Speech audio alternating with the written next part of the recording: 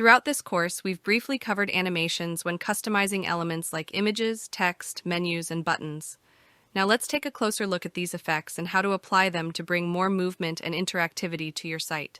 To add an effect to an image, open the control panel and click the pencil icon right next to your image file. Turn on the image overlay toggle and choose whether you want the effect to appear always static effect or on hover dynamic effect. For always, you can overlay text up to 100 characters on top of the image. Customize this overlay by adjusting text size, capitalization, bold or italic styling, color, padding, and position. You can also use the Apply Shape option to crop the image into a chosen shape, which will remain static. For hover effects, you can select the Show Text option to add text that only appears when users hover over your image. Customize it the same way as a static effect, with the text visible on hover. You can also change image on hover by uploading a new file to the file manager. Additionally, you can add a scale up or scale down effect so that your image zooms in or out when hovered. To make elements move as visitors scroll, go to the widget settings and activate scroll animation. You can choose from 3 animation types. Fade gradually makes the element appear or disappear while scrolling. Scale enlarges or reduces the size of an element as you scroll. Slide moves an element from one position to another during scrolling. Let's review each of the animation options, starting with Fade on scroll. You can customize the direction for your element's entry, left, right, top, or bottom, and set the animation speed to slow, medium, or fast.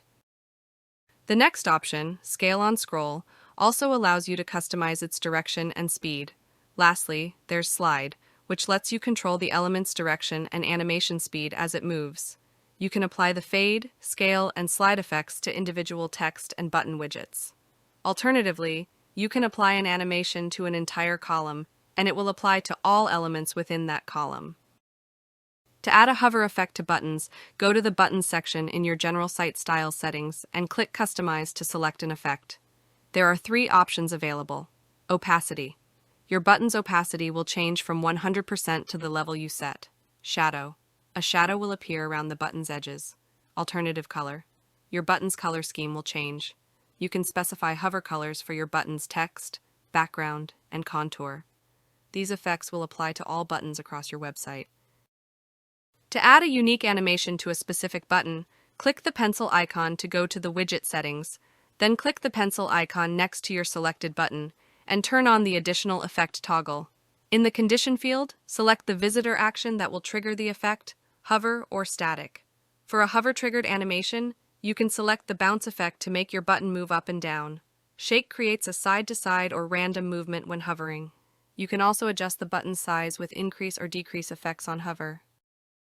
For static animations, for example, when the button is in view, you can try the shine effect, which adds a shimmering effect, or twinkle, which begins with a translucent, smaller button that becomes fully visible.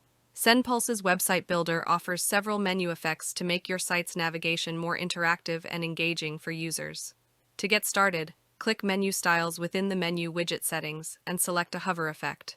For transparency, you can specify the percentage to control how transparent items become on hover. Text color change allows you to choose an initial color for the items from the palette. With underlining, you can highlight a specific item and select a line type and customize its color and thickness in pixels. The animation hover effect offers additional options to bring your menu to life. You can make the selected item move up, shake from side to side, or scale.